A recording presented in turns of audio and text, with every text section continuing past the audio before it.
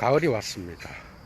예도는 지금부터 해결과 포스트 모더니즘 18번째 시간을 갖습니다, 여러분. 18번째 정도 가니까 이제 많은 사람들이 따라오다가 조금 지쳐서 그죠? 헐떡거리고 있는 게 보이는데요. 그래도 100명은 끝까지 따라오고 있는데, 물론 나중에 시간이 지나서는 많은 사람들이 또 듣겠지만, 어쨌든 올리자 말자 올라가는 조회수는 거의 보통 한 400에서 500인데 200으로 떨어졌어. 그럼에도 불구하고 예도는 계속 밀어붙여서 해결과 포스트 모더니즘, 그러니까 정신현상학 서문 읽기를 끝내려고 합니다, 여러분. 그런 것과는 상관없이 어차피 고전 읽는 거, 그 다음에 정신현상학 읽는 이런 고전 읽기는 시간이 필요한 것이고요. 그리고 열정이 필요한 것이고 관심이 필요한 것이고 시간이 중요한 거겠죠, 그죠? 언젠가는 더 많은 사람들이 해결의 사유를 깊이 있게, 그죠? 추적하여 서문 읽기를 전부 다 강좌를 듣고 또 더 깊은 사유로 나아가리라고 예도는 생각합니다. 시국이 시국인지라 예도 역시도 존재의 숲에서 사람이 전혀 없는 것을 확인하고 강좌를 시작합니다. 여러분들 역시도 건강 유의하시고 꼭 이 어려운 난국을 헤쳐나가는 데에 많은 기여를 해주시고요. 여러분들 역시도 건강한 삶을 유지하시기 바랍니다. 진도 나갑니다, 여러분. Das Analysieren einer Vorstellung 이렇게 나가. 그러니까 표상을 이제 이야기하는 거예요. 표상에 대한 분석은, 근데 B.S. 존스트 getrieben worden, 보통 추진된, 추구되어 왔던 표상에 대한 분석은 확실히 nichts anderes als aufheben der Form ihres Bekanntseins, 그러니까 그 표상에 알려져 있음의 형식을 지양시키는 것과 다른 게 아니었다라는 거예요. 그러니까 앞에 시간에서도 했듯이 표상은 알려져 있는 것과 관계되어 있죠, 그죠? 그래서 이것이 어떻게 사유를 통하여 개념화되는지 변증법적 운동으로 나가야 되는데, 그래서 이 표상에 알려져 있음의 형식을 우리는 지양시킨다 그래, 해결은. 발전적 형식으로 뭔가를 부정하면서 보존하면서 나아가는 변증법적 운동의 중요한, 그죠? 뜻을 가진 aufheben, 지양을 시키는 거. 그래서 표상에서 이제는 사유로 나간다라는 거야. 그러니까 표상의 단계는 bekanntsein, 알려져 있음의 단계인데, 여기에서 지양을 통하여 어떤 과정으로 나가는지 예도가 이제 여러분들과 함께 그걸 살피겠습니다. Eine Vorstellung in ihrer ursprünglichen Elemente auseinander liegen, ist das Zurückgehen zu ihren Momenten, die wenigstens nicht die Form der vorgefundenen Vorstellung haben, sondern das unmittelbare Eigentum des Selbst ausmachen. 이래 돼 있어요. 뭔 말인가 하면, 그 표상을 그것의 근원적인 요소들로 풀어 헤치는 것, 이게 분석이에요. 그게 분석한다는 거는 아우스 아이난들, 그죠? 아우스 아이난들 리겐이야. 그러니까 분해하여 풀어 헤치는 거야. 그게 분석은 특정 대상을 난도질을 해서 잘게 부수어서 그것의 요소들의 본질과 관계들을 알아내는 거잖아, 그죠? 그러니까 그 표상의 요소들로서 풀어 헤치는 거야. 이게 아날리지렌이야. 다시 말하면.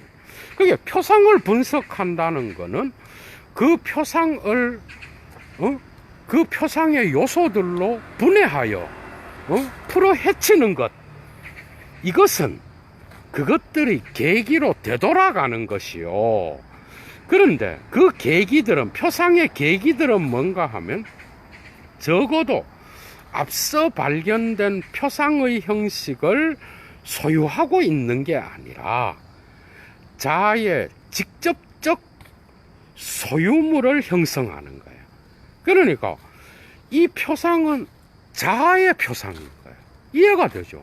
그러니까 이것은 단지 앞서 발견된 표상의 형식을 소유하는 게 아니야. 이 계기들은, 표상의 계기들은. 그러니까 표상이 자아의 표상으로 변화되면서 어떻게 되는 거예요?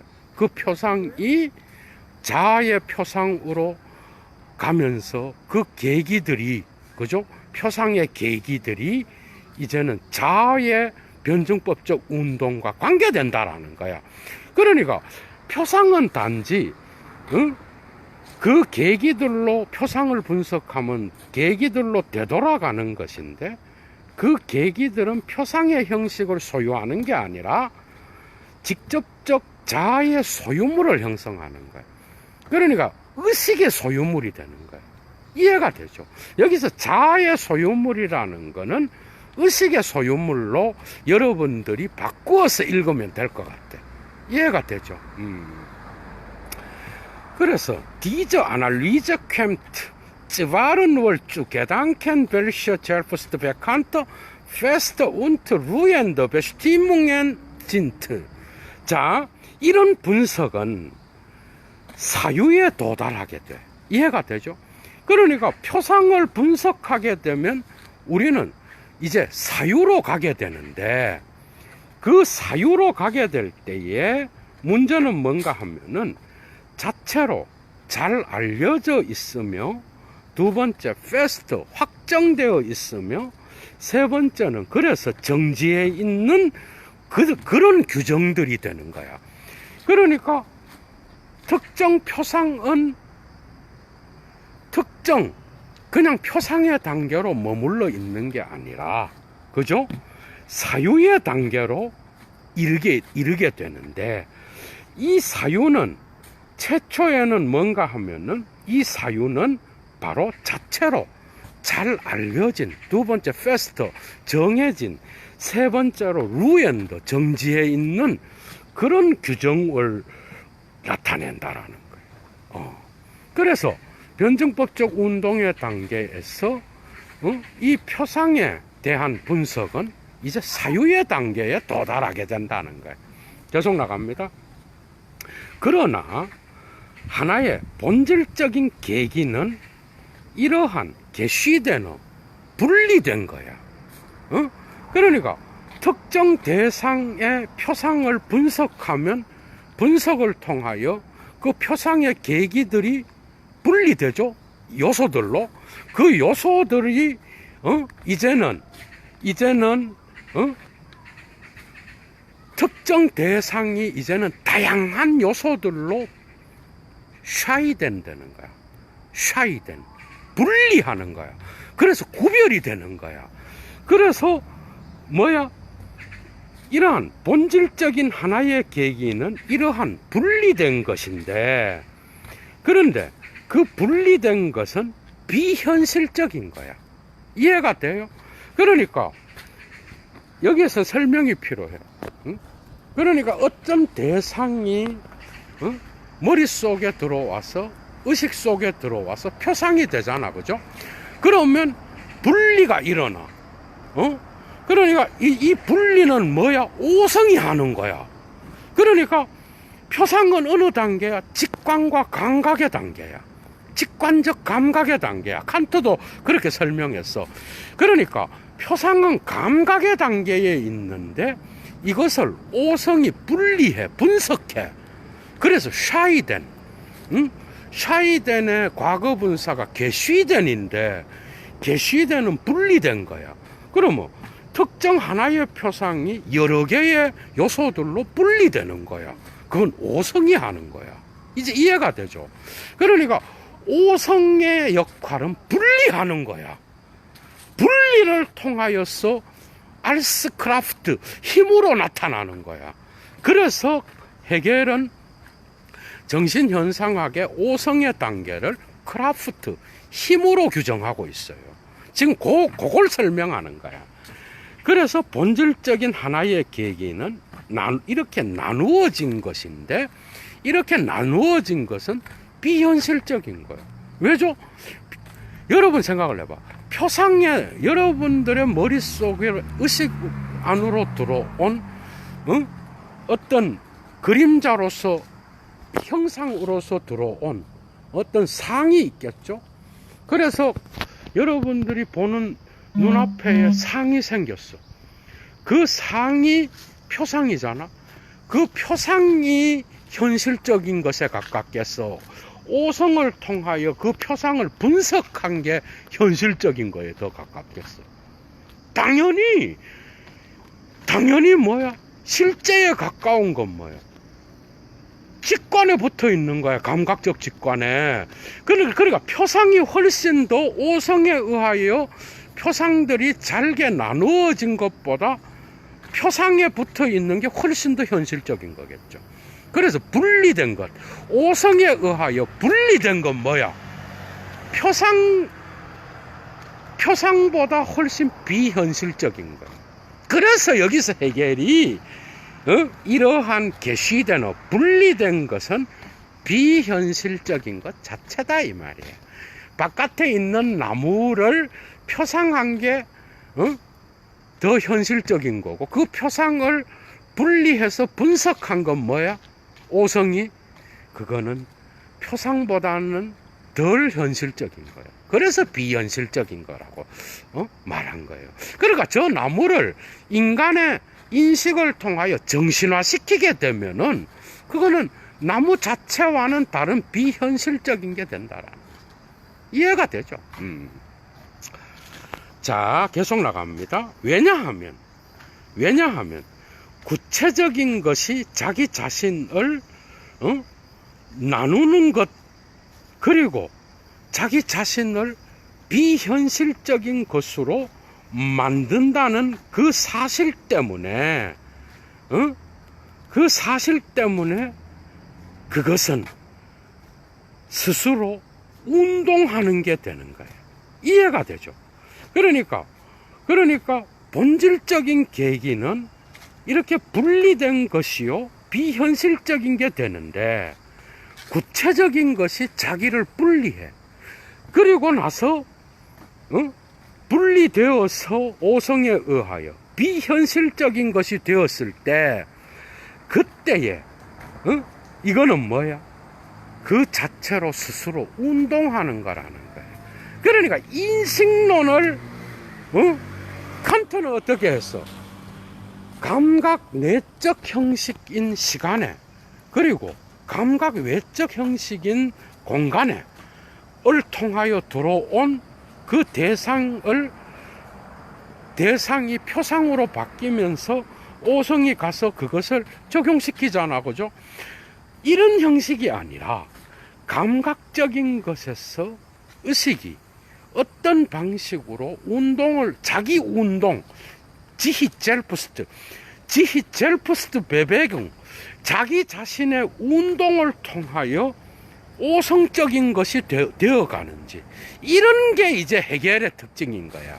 이걸 운동이라고, 이게 변증법적 운동이에요. 요런 게 이제 칸트랑 다른 거야.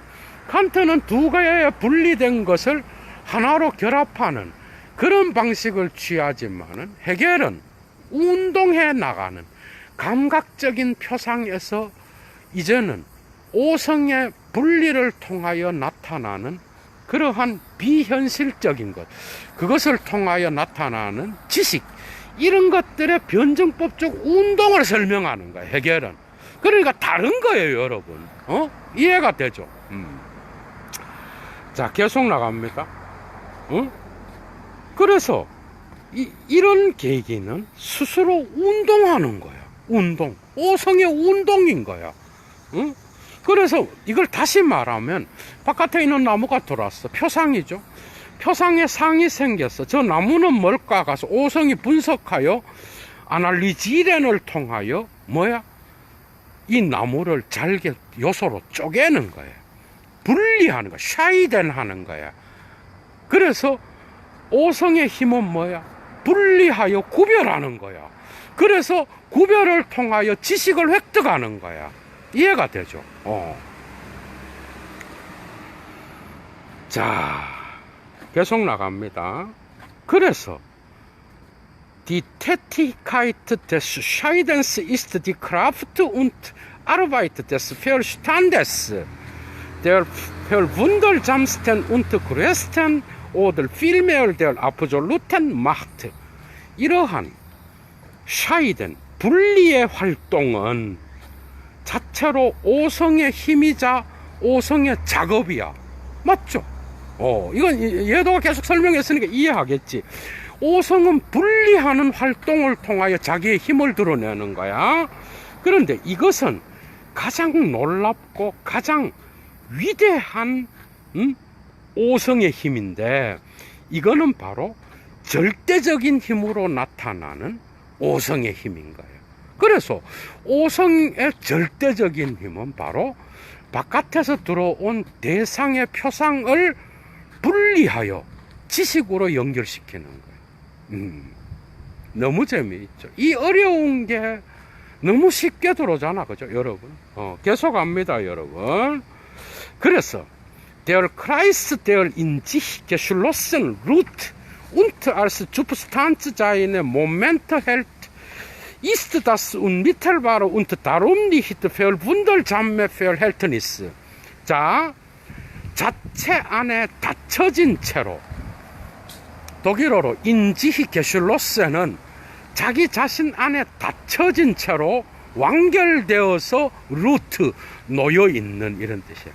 자기 자신 안에 완결된 채로 놓여있는 원화는, 여러분 원 있죠, 원. 해겔의 변증법에서 크라이스, 원을 이미 예도는 상당히 많이 설명했었어. 그죠? 원, 여러분. 크라이스. 변증법적 운동은 원을 그리면서 실행되는데, 이 원, 자체 안에 완결된 채로 놓여있는 이 원은, 그리고 실체로서 자신의 계기들을 지니고 있는 이 원은, 그러니까 뭐야? 원이 있어. 특정한 정신이든지 뭐든지 원이 있단 말이에요. 변증법적 운동의 특징에 완결된 상태를 원이라고 나타내. 신의 내재적 특징으로서의 원도 설명될 수 있어. 그러니까 이 원은 자체로 완결됐는데, 이 완결된 것 안에는 다양한 모멘터, 계기들이 존재한다고. 이해가 되죠? 그런데 뭐야? 셸링한테서는 이 원이 무차별적인, 그러한, 무한자의 절대성을 표현했는데, 헤겔한테는 이 원 안에는, 원이 자기 자신 바깥으로 나와서 타자와 관계를 이루면서 자기 안에 있는 계기들을 변화시켜 나가는 거야. 그러니까 무한자와 유한자의 결합이 여기서 일어나는 거야. 이해가 되죠? 그래서 이 원은 자체로 완결된 거지만 그 안에 계기들을 지니고 있어. 계속합니다. 그래서 그런 이 원은 직접적이고, 그렇기 때문에 놀랍지 않은 관계를 형성하는 거야. 그러니까 놀라운 게 되려면 뭐야? 이 자체로 닫혀 있는 이 원이 바깥으로 나와서 타자와의 관계를 형성해야 돼. 그러니까 자체로 닫혀져서 자기의 계기들을 지니고 있는 원은 놀라운 게 아니야. 여러분, 이 어려운 게 이해가 되죠? 정말 어려운 거예요, 여러분. 이 정신현상학, 이 엄청난, 철학의 고전이 읽히잖아, 그죠? 1차 자료로. 독일어로 완벽하게 해부해 가면서, 그죠? 읽히잖아, 여러분. 그래서 놀라운 관계가 아닌 거예요. 그러나, 이제 나옵니다. 그것의 원주야, 움팡은 원이 있으면 그 원 주변의 테두리의 전체를 나타내는 거야. 그래서 그것의 원환의 범주로부터 분리된 우연한 것, 이해가 되죠. 그러니까 절대정신에 원이 있어. 신의 정신이 있어. 맞죠, 여러분? 절대정신의 원으로서의 역할이 있단 말이에요. 원환. 이 원환으로부터 분리되어 있는, 우연적인 것. 그러니까 본질은 뭐야? 신 자신. 그 원이 이렇게 있으면 신의 무한자 자신의 완전성을 표현하는데, 이 완전성은 자기 자신을 분리해 가면서 타자들을 생산하고 타자와 만나는 거야. 그러니까 분리된 것은 우연적인, 역사의 우연적인 것들로 표현될 수 있는 거야. 이해가 되죠? 그게 원 안에 있는 건 신의 본질로 말할 수 있고, 원 밖에 있는 거를 뭐야? 신의 실존이라고 표현할 수 있는 거야. 야, 여러분, 이게 이해가 되죠? 그죠? 그러니까 그의 원한의 범주로부터 분리된 우연적인 것, 그런 것으로서, 그리고 묶여진 채로 타자와의 연관 안에서만 현실적인 것으로 나타나. 이해가 되죠? 그러니까 이 원환이 운동을 통하여 자기 밖의 것과 관계를 하는 거야. 관계를 통하여 현실적인 것이 되는 이런 것, 이런 것은 자신의 현존재와, 그리고 또한 자기의 현존재를 획득하게 되고, 그 다음에는 아프 게존덜트 프라이하이트, 뭐야? 분리된, 고립된 그런 자유를 획득하게 돼. 이해가 되죠? 그러니까 신은 타자와의 만남을 통하여, 정신은 만남을 통하여 현실적인 것을 창조해 내는데, 이 원한의 바깥의 것들은 우연적인 거예요. 그것들을 과의 관계를 통하여 현실적인 것을 형성해. 그런데 이런 것은 자신의 현존재를 획득하며 고립된 자유를 획득하는 거야. 이것은 바로 부정적인 것의 엄청난 힘인 거야. 야, 여러분 줄 치십시오. 그러니까 쉘링한테서는 없었던 이 부정적인 것이 헤겔의 정신현상학에서는 주제가 되는 거야. 지적이 부정적인 것에 머무는 거, 바임 네가티벤 페얼바일렌이에요, 독일어로는. 이게 헤겔의 용어로 그래. 부정적인 것에서 머물기를 자기의 철학의 주제로 이야기하면서 락강 읽기를 끌어들였는데, 이것을 이야기하기 전에 대부분의 헤겔 해석자들은 헤겔을 동일성의 철학자로 봤어. 특히 아도르노. 이해가 돼요? 그리고 들레즈, 이런 철학자들이 헤겔을 뭐야, 저걸로 봤다는 거야. 동일성의 철학자로 봤어. 이해가 되죠? 그런데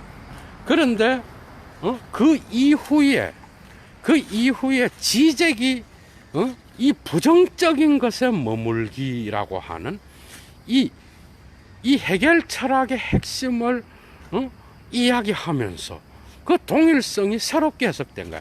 그런데 사실은 원전에는요, 오늘 읽는 거에서 그게 그대로 나타나. 부정적인 게 해결 철학에서 얼마나 중요한지 몰라. 그러니까 신의 정신은 자기 자신 안에 본질로서 머물러 있는 자가 아니야. 자기 자신 안에, 그죠? 그 안에 그냥 편안하게 앉아서 자기 계기들 안에서 평안을 누리는 그런 긍정적인 자가 아니야. 자기 바깥으로 나와서 우연적인 것과 만나고, 그리고 부정적인 것과 만나는 거야. 그리고 이 부정적인 것의 엄청난 힘을 자기 자신의 변증법적 운동으로 받아들이고 산출함으로써 이 세계의 역사를 창조해 나가는 거야. 그래서 부정성은 해결의 철학에서 핵심이라는 거야. 이해가 되죠? 지금 증명되고 있잖아. 부정적인 게 얼마나 중요한 게 건지.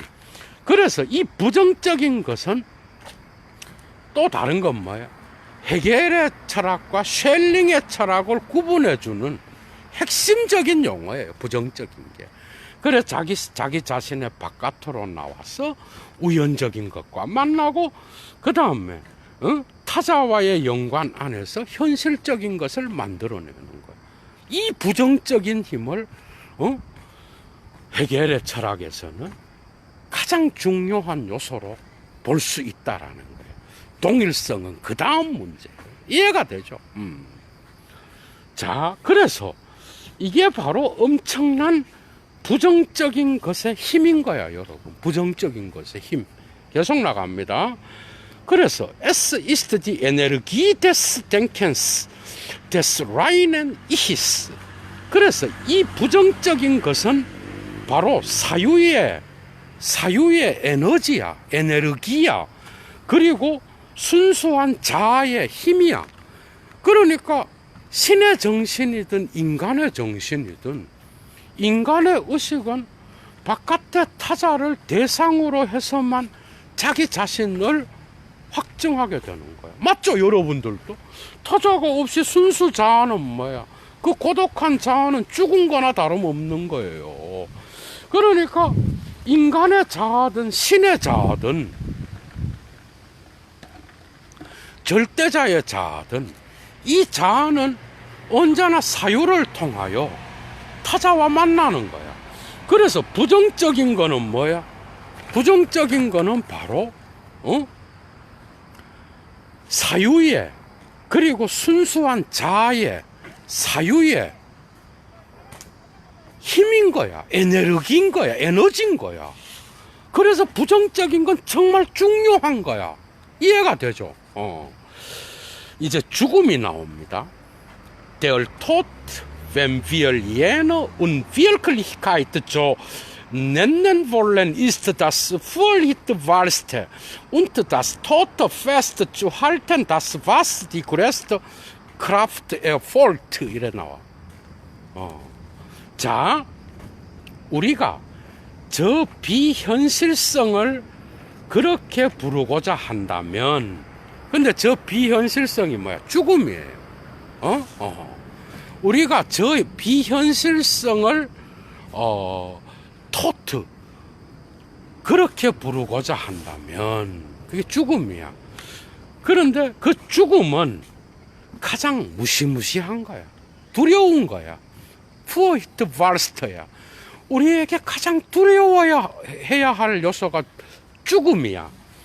그런데 이 죽은 것을 확고하게 고수하는 것은 가장 큰 힘을 요구하는 거야. 맞죠? 인간에게 있어서 여러분 한번 생각을 해봐. 인간이 뭐야? 죽은 것을, 그죠? 죽은 것을 인간은 가장 두려워해야 할 거야. 그런데 이 죽은 것을 끝까지 고수하는 거, 이게 뭐야? 부정적인 것에 머물기하고 똑같은 거야. 이해가 돼요? 이 죽은 것을 고수하는 거, festhalten, 확고하게 붙들어서 유지하는 거야. 고수하는 거. 이 죽은 것을 확고하게 붙들어서 고수하는 것, 유지하는 것, 이것은 가장 큰 힘을 요구하는 거예요. 이해가 되죠? 그래서 Die kraftlose Schönheit hast den Verstand, weil in dies zumutet, was sie nicht vermag. 줄 치십시오. 엄청 재미있는 내용이 나옵니다, 여러분. 뭐가 나오는가 하면, 무기력한 아름다움은, 그 유명한 예도가 미학 강좌 하나 열었잖아요. 이걸 갖고 예술가의 주체란 제목으로, 무기력한 아름다움은 오성을 미워한다. 왜냐하면 오성은 그 아름다움에게 그 아름다움이 할 수 없는 것을 요구하기 때문이에요. 이해가 되죠? 아름다움은 결코 오성과 같이 뭐야? 오성과 같이 아름다움은 분리하고, 그래서 그 분리를 통하여 분석하면서 자근자근 씹어나가는, 그래서 하나의 존재를 다양한 계기들로 만들면서 난도질하는 그런 샤이된, 분리하는 거를 못해. 그래서 아름다움은 힘이 없어, 오성과 같이. 그래서 오성이 갖고 있는 그런 힘이 없는 거야. 그러니까 무기력한 아름다움은 오성을 싫어해. 왜냐하면 오성은 그 아름다움에게, 그 아름다움이 할 수 없는, 의역하면은 조금 더 집어넣어서 번역하면은 할 수 없는 오성의 힘으로서 나타나는 분리를 요구하는 거예요. 분리해서 그 다음에 어떤 것으로부터 떼어내서 구별하고 분석하는 걸 요구하는 거야. 이해가 되죠? 그런데 이것을 아름다움은 싫어하는 거야. 그래서 오성을 싫어하는 거예요, 아름다움은. 너무 재미있죠? 계속 나갑니다. 그러나 nicht das Leben, das sich vor dem Tod scheut und von der Verwüstung rein bewahrt, sondern das ihn erträgt und in ihm sich erhält, ist das Leben des Geistes. 이렇게 나와 있어. 아주 중요한 게 나옵니다. 자, 죽음을 두려워하고 황폐화로부터 순수하게 자신을 보존하는 것. 생명이라고 하는 것은 죽음을 두려워하고, 이거 뭐 바울 사도의 말씀도, 그 유명한 바울의 그 죽음에 대한 거 있잖아요. 네가 쏘는 것이 사망아, 네가 쏘는 것이 무엇인가, 이런 걸 연상시키는 그 구절이 바로 헤겔의 이 구절이야. 여러분 한번 보십시오. 생명은 죽음을 두려워하고 황폐화로부터 순수하게 자신을 지키는 게 아니야. 생명은 그럼 뭐냐? 그 죽음을 견뎌내는 거야. 이해가 돼요? 그러니까 생명이라고 하는 거는, 그러니까 여기에서 그 유명한 부정적인 것에 머물기가 나오는 거야. 지적에. 이해가 되죠? 그러니까 생명의, 정신의 생명의 힘은 죽음을 두려워하여 자신을 그 죽음의 황폐화로부터, 별비스통으로부터 보호하는 게 아니라 그 죽음을, 덴토트 엘트라겐, 그 죽음을 견뎌내는 거야. 야, 여러분, 이 바울의 말씀을 연상시킵니다. 그죠? 그게 바로 생명인 거야. 신의 생명은 죽음을 두려워하지 않아요. 그래서 자기를 보호하지 않아. 이런 게 아니라 죽음을 견뎌내는 거야. 야, 이게 여기에서 그 유명한 헤겔의 부정적인 것에 머물기가 나오는 거예요, 여러분. 그 유명한 지적의 부정적인 것에 머물기가 바로 여기서 나오는 거야. 자, 계속 나갑니다. 그래서 생명은 그 죽음을 견뎌내고 그 죽음 속에서 자기 자신을 보존하고 유지하는 거야. 바로 그 생명이 정신의 생명인 거야. 아, 여러분 재밌죠? 이렇게 되는 거야. 그러니까 정신의 생명은 뭐야? 결코 죽음을 두려워하여서 자기를 그 죽음의 황폐화로부터 보호하는 수준이 아니라 그 죽음을 견뎌내고 죽음 속에서도 자기를 보존하는 힘인 거야. 부정적인 것에 머물면서도 자기를 잃지 않는 거, 이게 신의 정신이라는 거예요. 여기서 헤겔의 철학에서 부정적인 게 얼마나 중요한 역할을 하는지가 나타나는 거예요, 여러분. 너무 재미있죠? 이렇게 설명이 되는 거예요. 참, 자, 계속 나갑니다. 그래서 정신은 er gewinnt seine Wahrheit nur indem in der absoluten Zerrissenheit sich selbst findet. 정신은 자신의 진리를 획득해.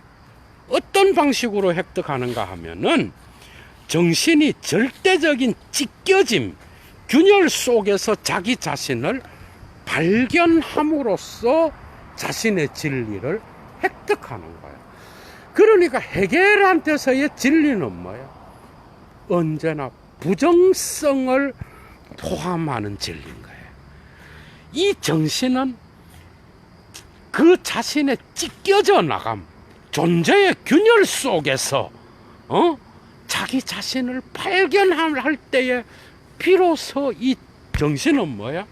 정신은 자신의 진리를 획득하는 거예요.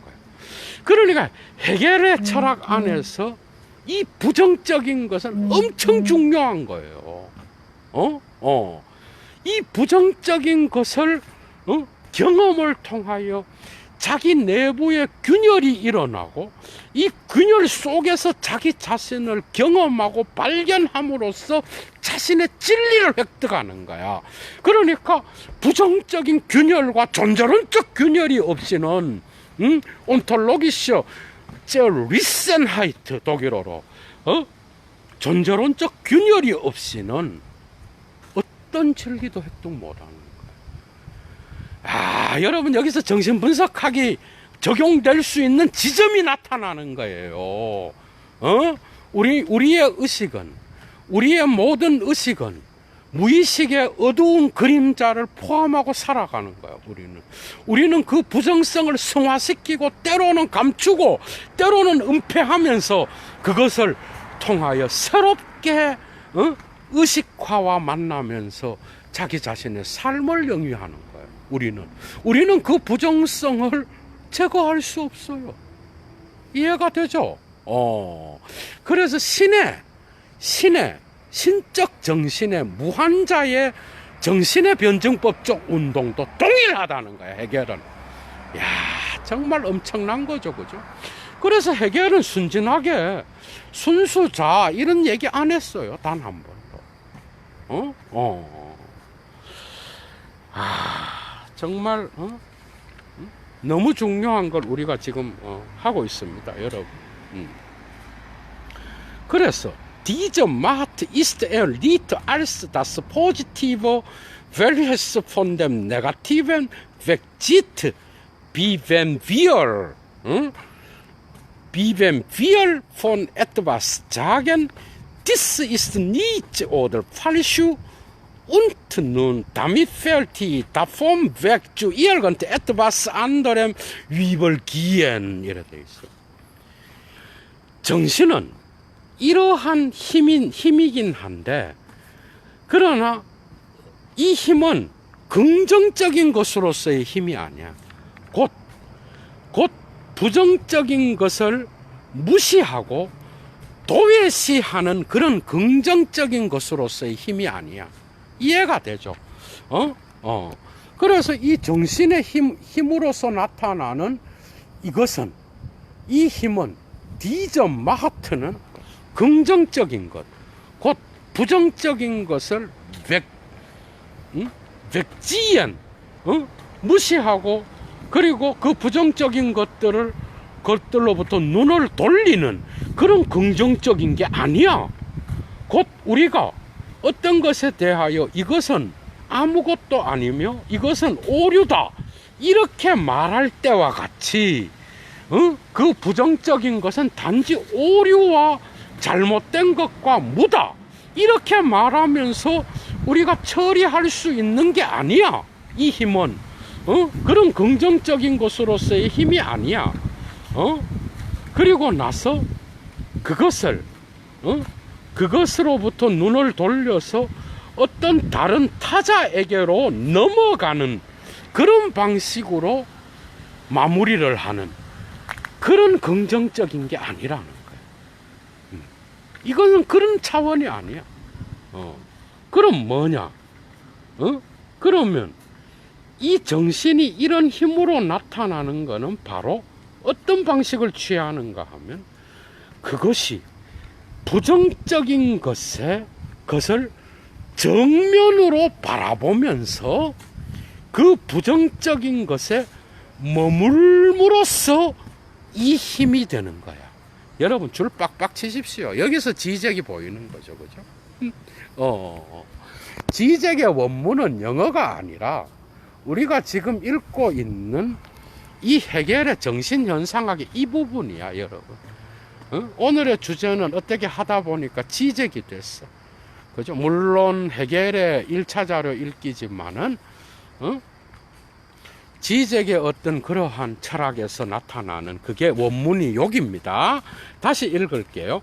정신이 이런 힘으로 나타나는 것은 바로, 부정적인 것을 무시하는 긍정적인 것으로서가 아니라, 정신이 부정적인 것을 인스 안게 지히트 샤우트 부정적인 것을 정면으로 바라보면서 바이 임펠 바일트 그 부정적인 것에 머물므로써 이러한 힘이 되는 거야. 정신은.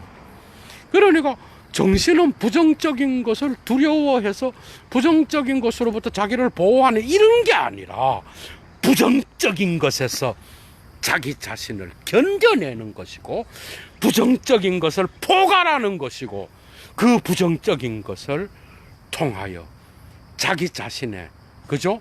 그러한 본질을 더욱 드러내는 게 바로 해겔의 개념에 있어서요 부정적인 것의 의미라는 거예요. 여러분 재밌죠? 자, 계속 나갑니다, 여러분. 너무 재밌어, 그죠? 자, 이러한 머물기는 ist die Zauberkraft, die es in das Sein umkehrt. 이런 부정적인 것에 머문다는 것은 바로 그 부정적인 것을 존재로 전환시키는 마력과 같은 거야. 마술의 힘, Zauberkraft야. 이해가 되죠? 그래서 정신은 이런 마력을 갖고 있는 거야.